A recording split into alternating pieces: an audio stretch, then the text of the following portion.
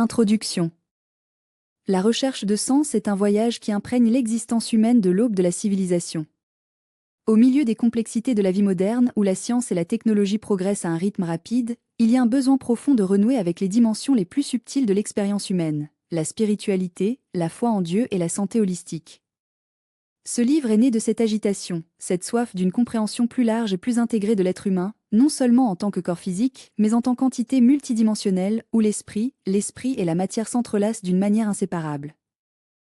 La spiritualité, souvent confondue avec la religiosité, transcende les dogmes et les rituels. C'est l'essence de la recherche de quelque chose de plus grand que nous-mêmes, un lien avec le sacré, qu'il soit appelé Dieu, l'univers, l'énergie cosmique ou toute autre dénomination qui résonne avec l'âme. La foi, à son tour, est le fondement qui soutient cette recherche, une confiance inébranlable dans l'existence d'un but divin, même lorsque la raison humaine ne peut pas le comprendre pleinement. La santé holistique est l'expression pratique de cette intégration, une invitation à prendre soin du corps, de l'esprit comme parties inséparables d'un tout. Dans ce livre, nous explorons comment ces trois dimensions se croisent, formant un tissu qui soutient non seulement la santé physique, mais aussi l'équilibre émotionnel et la paix intérieure. Ce n'est pas un manuel d'auto-aide, ni un traité théologique, mais une réflexion philosophique qui invite le lecteur à regarder à l'intérieur, reconnaissant que la véritable guérison commence lorsque nous nous ouvrons plus que de simples êtres biologiques. La science moderne, avec ses avancées en neurosciences et en psychologie, commence à reconnaître ce que les traditions spirituelles savent depuis des millénaires, que l'esprit et le corps sont profondément liés, et que l'on affecte directement la santé les uns des autres. Des études sur l'efficacité de la méditation, de la prière et des pratiques contemplatives montrent que la spiritualité n'est pas seulement une question de croyance, mais un facteur concret dans la promotion du bien-être. De même, la foi en Dieu, lorsqu'elle est vécue d'une manière authentique, peut être un puissant antidote contre le désespoir et la solitude, offrant un sentiment d'appartenance et d'espoir au milieu de l'adversité. Cependant, il est nécessaire d'aller au-delà des preuves scientifiques et des pratiques religieuses institutionnalisées. La véritable intégration entre la spiritualité, la foi et la santé holistique nécessite un changement de paradigme, une transformation dans la façon dont nous nous voyons et le monde. Il faut du courage pour remettre en question les anciennes structures de pensée et d'ouverture pour adopter de nouvelles possibilités d'existence. Ce livre est une invitation à ce voyage. Chaque chapitre a été soigneusement conçu pour explorer différents aspects de cette intersection, de la relation entre l'esprit et le corps au rôle de la foi dans la surmonter la maladie. Nous n'avons pas l'intention d'offrir des réponses définitives, mais de provoquer des réflexions, de susciter des questions et d'inspirer des actions qui mènent à une vie plus complète et harmonieuse. Tout au long de ces pages, vous trouverez non seulement des concepts philosophiques, mais aussi des rapports d'expériences réelles, d'études de cas et de pratiques qui peuvent être incorporés dans votre vie quotidienne. Nous croyons que la vraie sagesse n'est pas seulement dans les connaissances intellectuelles, mais dans l'expérience, dans l'application de ce qui est appris dans la vie quotidienne. Par conséquent, nous vous invitons à vous lancer dans ce voyage avec nous, avec un esprit ouvert et le cœur prêt à se transformer. Que ces mots soient non seulement lus, mais ressentis et peuvent éclairer leur chemin vers une existence plus alignée sur leur essence la plus profonde. Que cette exploitation du sacré commence en nous et autour de nous, dans la certitude qu'à la fin, nous ne serons pas les mêmes. Car, comme l'a dit le philosophe grec Héraclite, personne ne baigne deux fois dans la même rivière. Et la vie aussi, un flux constant de transformation, où chaque instant est l'occasion de renaître. Bienvenue à ce dialogue entre l'âme, le corps et l'esprit. Bienvenue dans une nouvelle mode de vie. Ce chapitre d'introduction établit le ton du livre, présentant une vue large et intégrée des thèmes qui seront explorés. Il évite les répétitions des chapitres précédents, comme il n'y en a pas, et prépare le lecteur à un voyage philosophique et réfléchissant sans tomber dans des clichés ou des généralisations. La langue est axée. Vélo, mais profond, invitant le lecteur à plonger dans des problèmes existentiels avec une approche holistique. Si vous le souhaitez, je peux continuer avec les chapitres suivants, en maintenant la même profondeur et la même cohérence. Chapitre 2, contexte historique et philosophique. L'intersection entre la spiritualité, la foi et la santé holistique n'est pas un phénomène contemporain, mais un dialogue millénaire qui traverse les civilisations, les cultures et les systèmes de pensée. Pour comprendre la profondeur de cette relation, il est essentiel de vous immerger dans les racines historiques et philosophiques qui ont façonné la vision de l'être humain comme un ensemble intégré.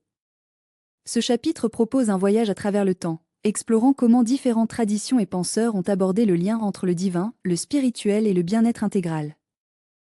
Les origines anciennes, l'unité du sacré et de l'humain. Dans les civilisations plus anciennes, il n'y avait pas de séparation rigide entre le corps, l'esprit et l'esprit.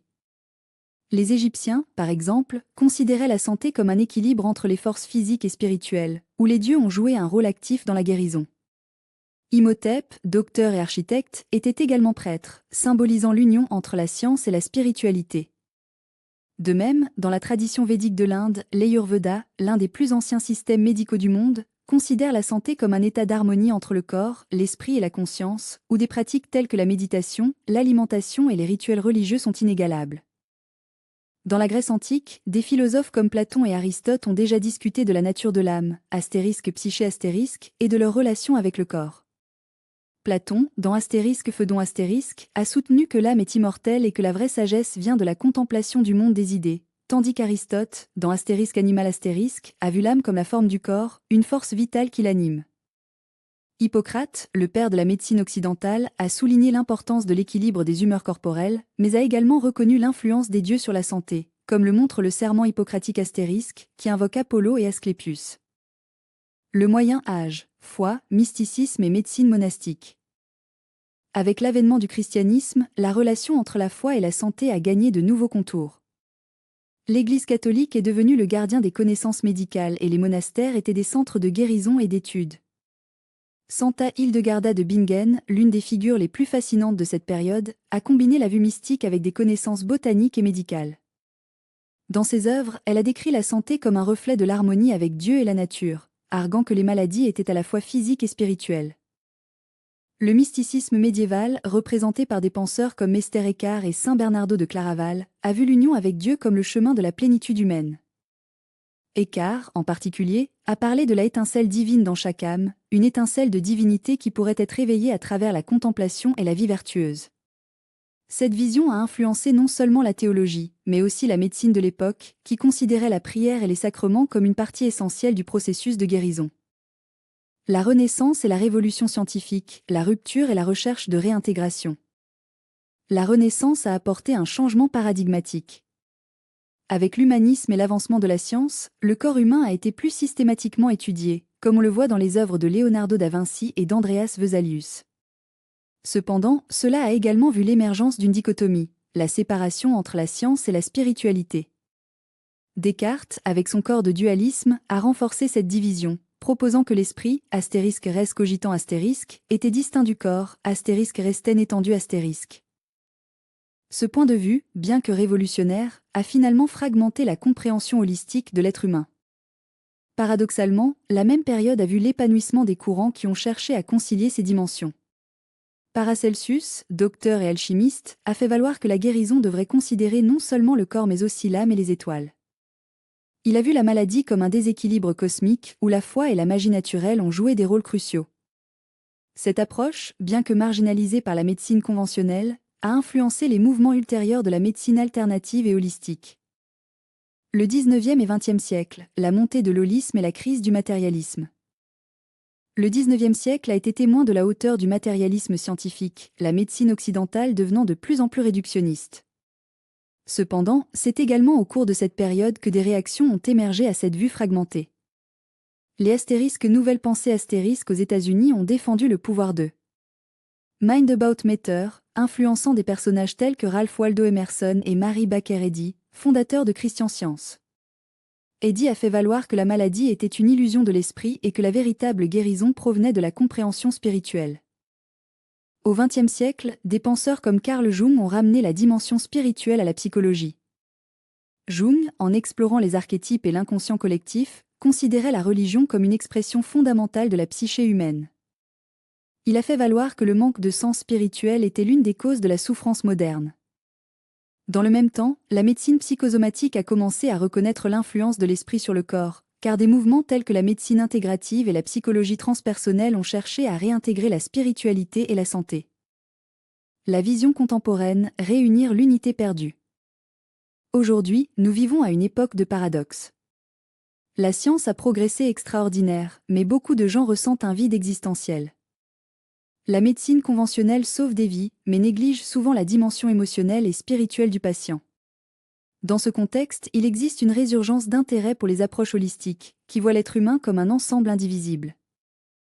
Les neurosciences, par exemple, ont étudié les effets de la méditation et de la prière dans le cerveau, montrant comment les pratiques spirituelles peuvent modifier les structures neuronales et favoriser le bien-être. La physique quantique, à son tour, remet en question la vision matérialiste de l'univers, suggérant que la conscience peut jouer un rôle fondamental en réalité. Des philosophes comme Ken Wilber proposent des modèles intégratifs où la science, la spiritualité et la psychologie se complètent. Conclusion, l'appel à une vision intégrée. Ce chemin historique et philosophique révèle que la séparation entre la spiritualité, la foi et la santé est un phénomène relativement récent et, à bien des égards, artificiel. Au cours des siècles, l'humanité a reconnu, de différentes manières, que le bien. Diès chapitre 5, argument logique. Raison et foi, une danse nécessaire. La relation entre la logique et la spiritualité a été, au cours des siècles, un champ fertile pour les débats philosophiques et théologiques. Alors que certains soutiennent que la foi est une question purement subjective, d'autres soutiennent que l'existence de Dieu et la validité de l'expérience spirituelle peuvent être soutenues par des arguments rationnels. Dans ce chapitre, nous explorerons, mais aussi non seulement coexisteront avec la foi, mais aussi le renforcer, offrant une base intellectuelle pour la poursuite spirituelle et la santé holistique. 1. L'argument cosmologique, l'origine de l'existence. L'un des arguments les plus anciens et les plus récurrents pour l'existence de Dieu est l'argument cosmologique, qui postule que tout ce qui existe doit avoir une cause. Si l'univers a commencé, quelque chose devait lui donner naissance. La science moderne, avec la théorie du Big Bang, corrobore l'idée que l'univers n'est pas éternel, mais qu'il est né d'un état singulier. Si l'univers n'est pas explicite, alors la question inévitable est « qu'est-ce qui a causé son existence ?» Ici, la logique nous amène à considérer la possibilité d'une première propriété, comme le proposait Aristote, ou un être nécessaire, comme l'a fait valoir Thomas Aquina. Si tout dans l'univers est contingent, c'est-à-dire que cela dépend de quelque chose qui existait auparavant, alors il doit y avoir quelque chose qui ne dépend de rien d'autre que d'exister. Cet être nécessaire, par définition, serait Dieu. Mais comment cela est-il lié à la santé holistique ?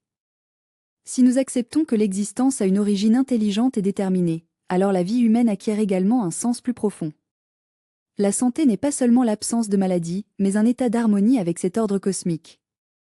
La médecine holistique, lorsque l'on considère le corps, l'esprit et l'esprit en tant que partie d'un ensemble, reflète cette opinion que nous sommes plus que la matière, nous faisons partie d'un design plus large.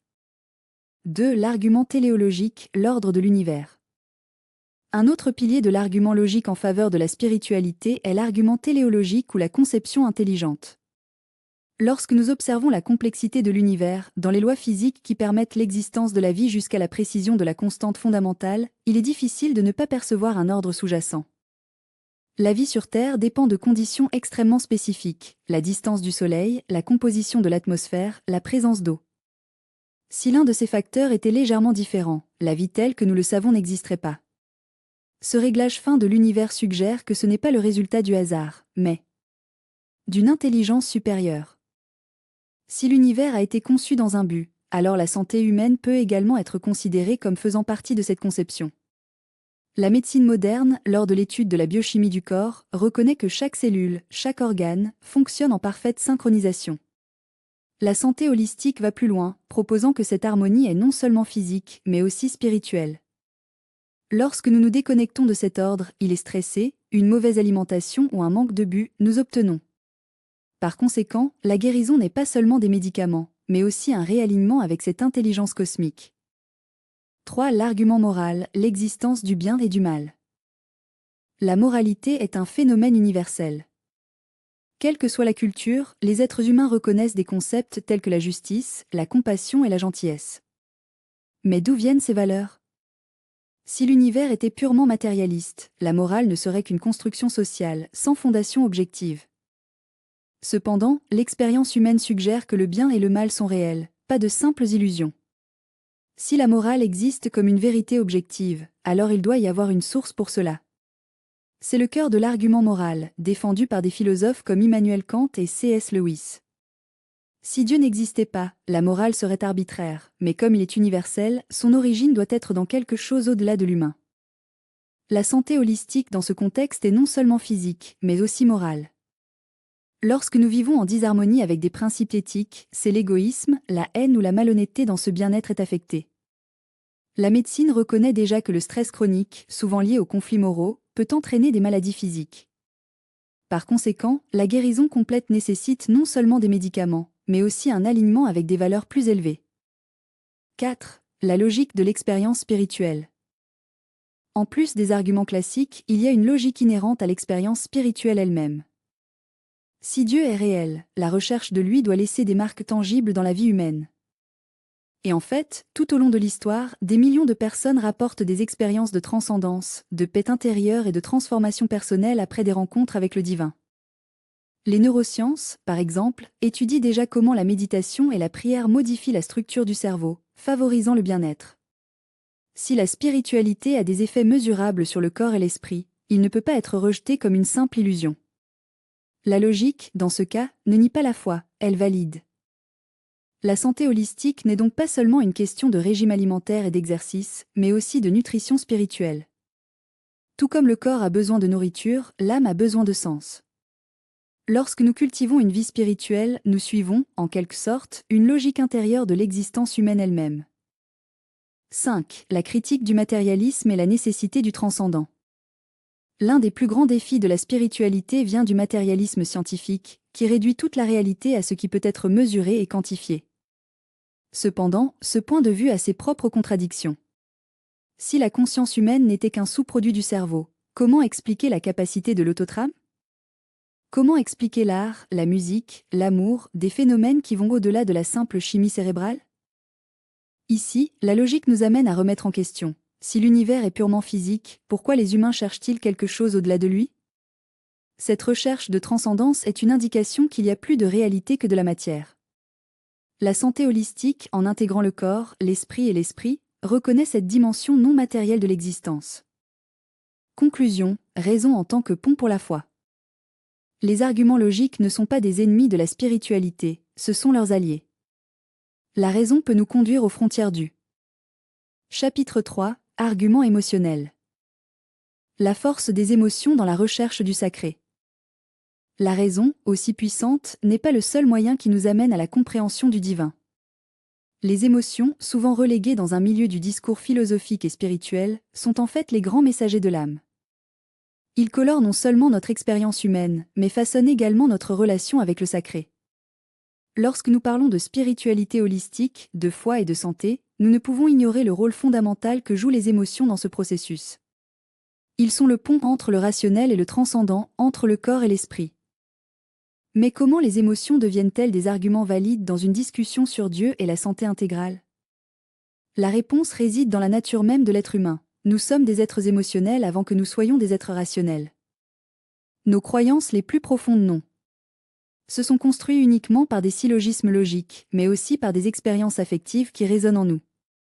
La foi n'est souvent non pas du raisonnement à froid, mais d'un sentiment d'appartenance, d'une intuition qui transcende la logique. La douleur comme chemin vers la transcendance. L'une des émotions les plus puissantes et les plus transformatrices est la douleur. Ce n'est pas seulement un signe de souffrance, mais aussi un appel à l'évolution. De nombreuses traditions spirituelles voient la douleur comme un moyen de purification, un chemin qui nous rapproche de Dieu. Lorsque nous sommes confrontés à des pertes, à des traumatismes ou à des crises existentielles, nous sommes amenés à remettre en question le sens de la vie et à chercher quelque chose de plus grand que nous-mêmes. La santé holistique dans ce contexte ne se limite pas à l'absence de maladie, mais à la capacité d'intégrer la douleur dans le cadre du processus de guérison. La médecine moderne, de plus en plus, reconnaît l'importance de la santé émotionnelle dans le bien-être physique. Des maladies telles que la dépression, l'anxiété et même les troubles auto-immunes sont profondément liés au déséquilibre émotionnel. Par conséquent, la spiritualité, en offrant un sens à la souffrance, devient un allié essentiel dans la poursuite d'une vie complète. L'amour comme fondement de la foi. Si la douleur nous amène à remettre en question, l'amour nous fait croire. L'amour, dans sa forme la plus pure, est l'émotion qui se rapproche la plus de l'essence divine. De nombreuses traditions religieuses décrivent Dieu comme l'amour, et ce n'est pas par hasard. L'amour est la force qui unit, guérit, qui transcende les limites de l'ego. Lorsque nous aimons, nous nous connectons avec quelque chose de plus grand que nous-mêmes, que ce soit par amour pour un être cher, une nature ou une cause spirituelle. La foi, en ce sens, n'est pas seulement une adhésion intellectuelle à un ensemble de dogmes, mais une expérience affective de confiance et de livraison. La santé holistique, à son tour, bénéficie profondément de l'amour. Les études scientifiques prouvent que les personnes qui cultivent des sentiments de gratitude, de compassion et d'amour ont des systèmes immunitaires plus forts, une incidence plus faible de maladies cardiovasculaires et une plus grande longévité. L'amour n'est donc pas seulement un sentiment abstrait, mais une force concrète qui agit dans notre corps, notre esprit et notre esprit. Culpabilité et pardon, libération émotionnelle et spirituelle. Une autre émotion qui mérite l'attention est la culpabilité. Cela peut être à la fois un poids qui nous paralyse et un coup de pouce pour la transformation. Beaucoup de gens sont profonds, soit par des erreurs passées, soit par des sentiments d'insuffisance. La spiritualité offre un moyen de libération par le pardon, à la fois pardon à lui-même que pour le pardon aux autres. Le pardon n'est pas un acte de faiblesse, mais de courage. Il nous libère des liens émotionnels qui nous empêchent d'avancer. Du point de vue de la santé holistique, le pardon a des effets mesurables. Il réduit le stress, diminue la pression artérielle et améliore la qualité du sommeil. La foi, dans ce contexte, agit comme un catalyseur, car elle nous permet de voir au-delà des limites humaines et de faire confiance à un pouvoir supérieur qui nous rachète. L'espoir comme combustible d'existence. L'espoir est une autre émotion fondamentale dans le voyage spirituel. C'est ce qui nous fait bouger même lorsque la raison nous dit d'abandonner. L'espoir n'est pas l'illusion, mais une force qui nous relie à l'avenir et à la possibilité de transformation.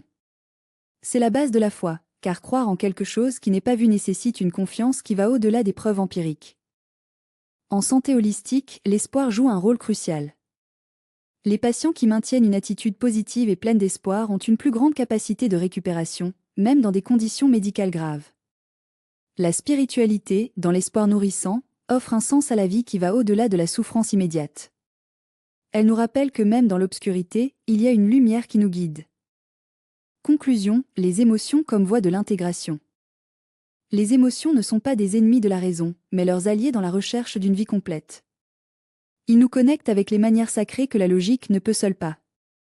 La douleur nous purifie, l'œuvre nous unit, la culpabilité nous met au défi de grandir et de l'espoir nous soutient. La santé holistique ne peut donc pas être réalisée sans une profonde intégration émotionnelle. La spiritualité, lorsqu'elle a vécu authentiquement, ne nie pas les émotions, mais les accueille comme une partie essentielle du chemin. La foi, en ce sens, n'est pas un refuge de raison, mais une expansion de celui-ci, une façon de comprendre le monde qui comprend à la fois la pensée et le sentiment. Lorsque nous embrassons nos émotions avec courage et sagesse, nous découvrons qu'ils sont en fait les arguments les plus puissants en faveur d'une vie pleine et liée au divin. Ainsi, au lieu de supprimer ou de nier nos émotions, nous devons les apprendre à entendre. Ce sont les voix de l'âme, et lorsque nous les écoutons attentivement, nous constatons qu'ils nous guident toujours vers la lumière. Chapitre 3 – Arguments existentiels. La recherche de sens dans un monde fragmenté. L'existence humaine est, essentiellement, une question sans réponse définitive. De l'aube de la philosophie, l'homme fait face à l'agitation fondamentale. Astérisque, pourquoi existons-nous ? Astérisque, cette question apparemment simple se déroule dans un dédale de réflexion qui touche la spiritualité, la métaphysique et même la science. Cependant, dans un monde de plus en plus dominé par le pragmatisme et le matérialisme, la recherche de sens est souvent reléguée à l'arrière-plan, comme s'il s'agissait d'un luxe dispensable au milieu des urgences de la vie quotidienne. Mais que se passe-t-il lorsque nous nous permettons de plonger dans cette question ? Lorsque nous nous arrêtons pour réfléchir non seulement sur l'astérisque comment astérisque vivons-nous, mais sur astérisque pourquoi astérisque vivons-nous ? C'est dans ce territoire que les arguments existentiels se révèlent, non pas comme des réponses prêtes à l'emploi, mais comme des moyens qui nous conduisent à une compréhension plus profonde de notre propre nature. Vide existentiel et besoin de transcendance. L'un des plus grands défis de la condition humaine est la confrontation avec le vide existentiel, ce sentiment d'absence de sens qui hante à un moment donné le plus occupé et le plus réussi. Viktor Frankl, dans son travail Astérisque à la recherche de sens astérisque, décrit comment le manque de but peut conduire au désespoir, tandis que la découverte d'un sens, même dans les conditions les plus défavorables, peut être la clé de la survie spirituelle. Mais d'où vient ce sens ? Pour beaucoup, cela vient de la connexion à quelque chose de plus grand que vous. La spiritualité dans ce contexte n'est pas seulement un réconfort, mais une réponse aux besoins intrinsèques de l'être humain pour transcender sa propre finitude. La foi en Dieu, ou dans tout principe divin, offre une structure qui donne une cohérence à l'existence, transformant le chaos en ordre, l'absurdité en signification. Cependant, ce processus n'est pas automatique. Cela nécessite une ouverture intérieure, une volonté de remettre en question et, en même temps, de faire confiance. Le doute et la foi ne sont pas des ennemis, mais des compagnons de voyage. Le doute nous garde humbles, la foi nous maintient en mouvement. Raison et mystère, un dialogue nécessaire. La modernité a apporté avec elle une extrême appréciation de la raison, comme si tout ce qui ne pouvait pas être mesuré ou prouvé empiriquement n'était pas pertinent. Cependant, la science elle-même, dans ses limites, reconnaît qu'il existe des mystères qui échappent à la logique pure. La physique quantique, par exemple, nous montre que la réalité est beaucoup plus complexe que ne le suggère notre perception quotidienne. En ce sens, la spiritualité n'est pas un refuge pour les faibles de l'esprit, mais une dimension essentielle de l'expérience humaine qui complète, et dans certains cas transcende, la raison. La foi, lorsqu'elle est authentique, ne nie pas la science, mais l'intègre dans une vision plus large de l'existence. Le philosophe français Blaise Pascal a déjà déclaré « Le cœur a des raisons que la raison elle-même ne soit pas au courant ». Astérisque, cette déclaration nous rappelle qu'il y a une intelligence au-delà de la logique, une sagesse qui émerge du silence, de l'intuition, de la contemplation. La douleur comme portail pour la profondeur existentielle. La douleur, qu'elle soit physique, émotionnelle ou spirituelle, est l'une des expériences les plus universelles et en même temps plus personnelles. Cela peut être un obstacle, mais aussi un portail pour la découverte de soi. Plusieurs fois, ce n'est que lorsque nous sommes confrontés à la souffrance que nous nous demandons « Astérisque, qu'est-ce qui compte vraiment ?» Astérisque. La tradition chrétienne, par exemple, voit sur la croix non seulement un symbole de souffrance, mais de rédemption. Dans le bouddhisme, la douleur est considérée comme une opportunité de se réveiller. Dans les deux perspectives, la souffrance n'est pas refusée, mais transformée en un chemin de croissance. La santé holistique dans ce contexte ne se limite pas à l'absence de maladie, mais à la capacité d'intégrer toutes les dimensions de l'être, y compris la douleur, dans un processus de guérison et d'évolution. Lorsque nous comprenons que l'existence n'est pas seulement le plaisir ou la souffrance, mais un tissu complexe d'expériences qui nous façonnent, nous venons de voir la vie plus profonde. Liberté et responsabilité existentielle. L'un des plus grands paradoxes de l'existence est que, bien que nous soyons libres, cette liberté s'accompagne d'une responsabilité écrasante. Jean-Paul Sartre, l'un des principaux représentants de l'existentialisme, a fait valoir que l'homme est condamné à être libre, c'est-à-dire qu'il n'y a aucune excuse pour échapper aux choix qui définissent qui nous sommes. Mais cette liberté n'est pas seulement un fardeau, c'est aussi une invitation. Une invitation à créer un sens, à façonner notre propre existence en alignement avec des valeurs qui vont au-delà immédiatement. La spiritualité, en ce sens, offre un or, non pas comme une imposition externe, mais comme une boussole intérieure qui nous guide lorsque les certitudes se dissipent. Le silence est la présence du sacré. Dans un monde bruyant, où nous sommes constamment bombardés par l'information et les stimuli, le silence est devenu un bien rare et précieux. Cependant, c'est en silence que nous trouvons souvent les réponses les plus profondes. Les grandes traditions spirituelles, du christianisme au bouddhisme, du soufisme au chamanisme, reconnaissent la valeur du souvenir comme moyen de contacter le sacré. Prière, méditation, contemplation de la nature, toutes ces pratiques sont des moyens de faire taire l'esprit afin que l'âme puisse parler. Et lorsque nous nous permettons d'entendre, nous réalisons que l'existence n'est pas un vide, mais un mystère plein de possibilités. Conclusion, l'existence en tant que travail en cours. Les arguments existentiels ne nous offrent pas des réponses définitives, mais nous invitent à un voyage de découverte continue. La vie n'est pas un problème à résoudre, mais un mystère à vivre. Et dans ce mystère, la spiritualité, la foi et la santé holistique s'entrelacent, formant un tissu qui nous soutient même lorsque les certifications s'estompent.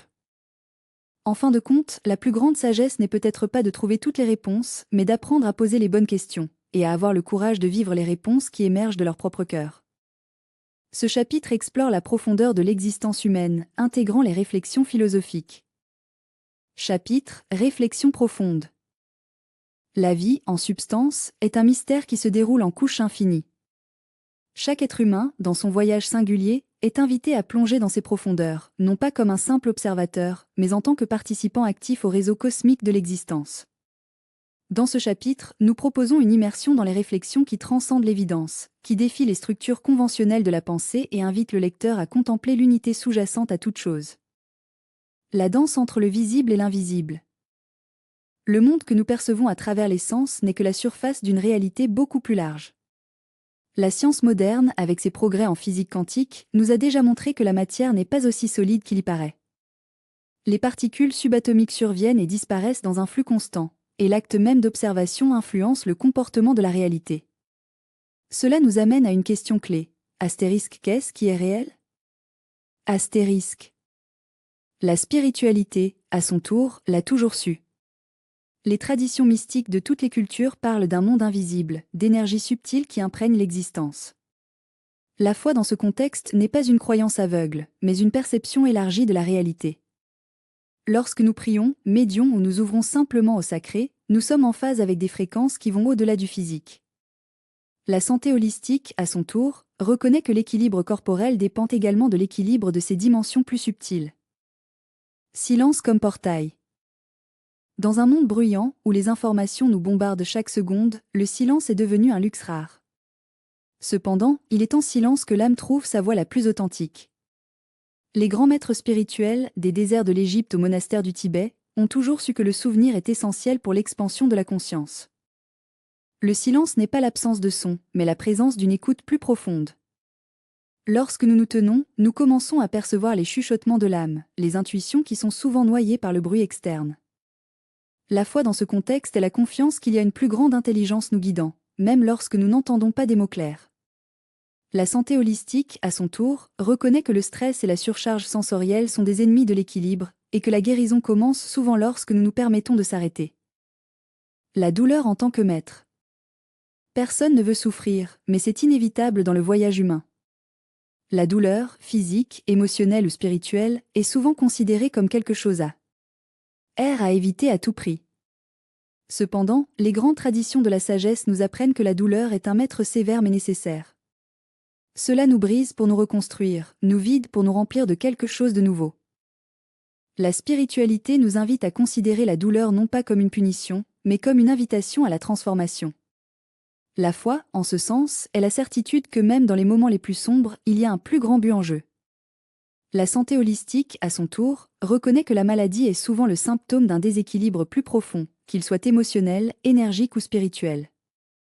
La guérison n'est donc pas seulement d'éliminer les symptômes, mais de comprendre le message qu'ils apportent. L'unité derrière la dualité. Nous vivons dans un monde de polarité, la lumière et l'obscurité, la joie et la tristesse, la vie et la mort. L'esprit humain a tendance à tout classer dans les opposés, mais la spiritualité nous rappelle que, au fond, tout en est un. Le bien et le mal, le sacré et le profane, le divin et l'humain, sont des visages de la même médaille. La foi dans ce contexte est la perception que Dieu n'est pas seulement là-haut, mais dans tout et tout. La santé holistique, à son tour, reconnaît que le corps n'est pas séparé de l'esprit, que l'esprit n'est pas séparé de l'esprit et que l'esprit n'est pas séparé du cosmos. Lorsque nous comprenons cela, nous commençons à vivre plus intégrés, honorant tous les aspects de notre existence. L'art de l'apprentissage. L'une des plus grandes leçons de la vie est d'apprendre à libérer. Nous nous accrochons aux gens, aux situations, aux idées, comme si elles étaient éternelles. Mais la spiritualité nous enseigne que tout est transitoire et que la vraie liberté réside dans la capacité de couler avec le changement. La foi, en ce sens, est la confiance que même lorsque nous laissons échapper, nous sommes soutenus par quelque chose de plus grand.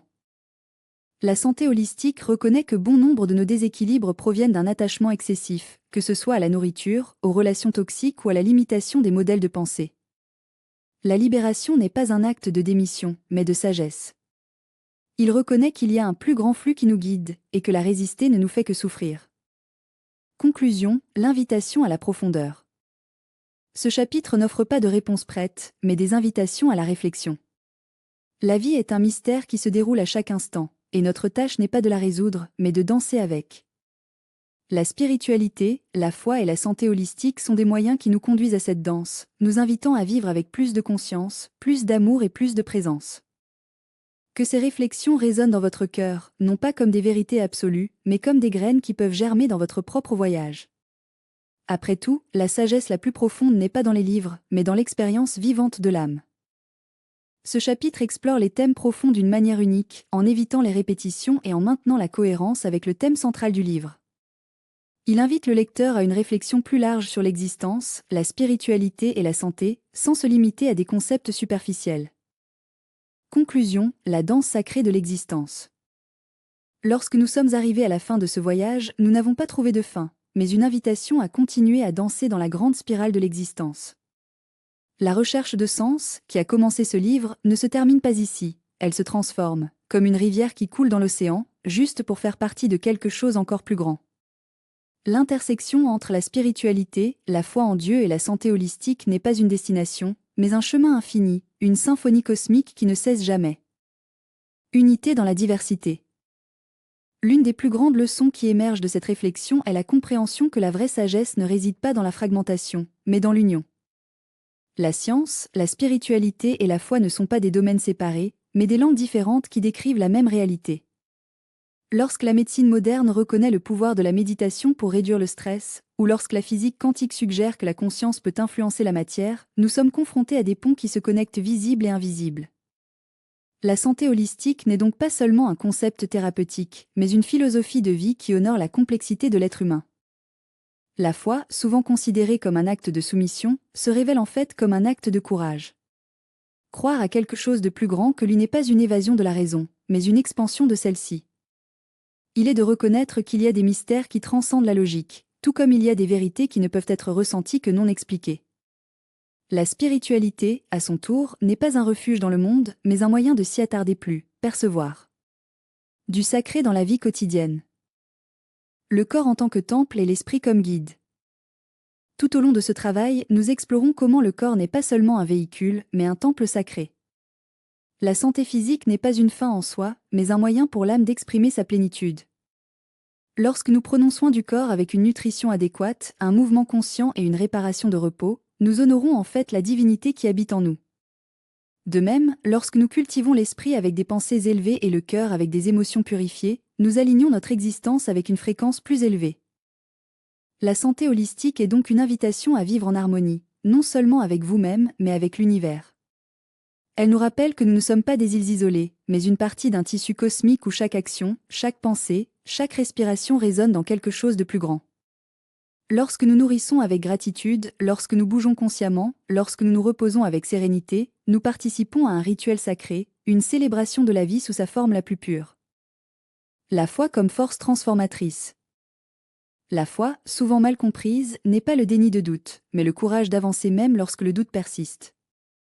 Il ne nécessite pas de preuves, mais se renforce dans l'expérience.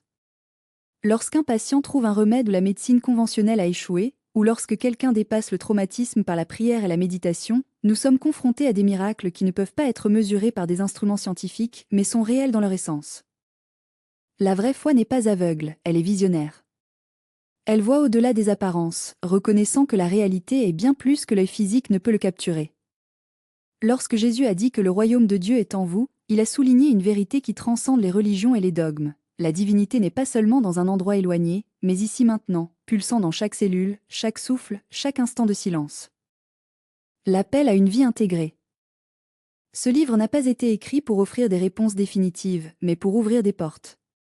La spiritualité, la foi et la santé holistique ne sont pas des concepts statiques, mais des expériences dynamiques qui deviennent aussi évoluer. L'invitation finale est que chacun de nous devient un alchimiste de sa propre existence, transmutant le commun dans la souffrance sacrée et croissante, le doute dans la sagesse. La vie n'est pas un problème à résoudre, mais un mystère à vivre. Et c'est dans ce mystère que nous trouvons une vraie guérison, pas seulement pour le corps, mais pour l'âme. Lorsque nous nous permettons de plonger dans cette danse sacrée, nous constatons que la santé n'est pas seulement l'absence de maladie, mais la présence d'harmonie. La foi n'est pas seulement la croyance en quelque chose d'extérieur, mais la confiance dans le voyage lui-même. Et la spiritualité n'est pas une évasion du monde, mais l'art de lui habite pleinement. La dernière étape est la première. Lorsque vous fermez ces pages, rappelez-vous, la conclusion n'est qu'un nouveau départ. Chaque perspicacité, chaque réflexion, chaque instant de silence est une graine qui peut prospérer dans une vie plus consciente et plus aimante, plus alignée avec le divin. Le voyage ne se termine pas ici. Elle se réinvente tous les jours, à chaque choix, à chaque respiration. Que ce livre soit non seulement une lecture, mais un miroir qui reflète la grandeur de votre propre âme. Que les mots écrits ici ne sont pas seulement des idées, mais des phares qui éclairent votre chemin. Et cela, surtout, vous vous souvenez, vous n'êtes pas seul. La présence divine, quel que soit le nom que vous vous donnez, est toujours avec vous, guidant, inspirant et aimant. La danse continue. Et vous en faites partie.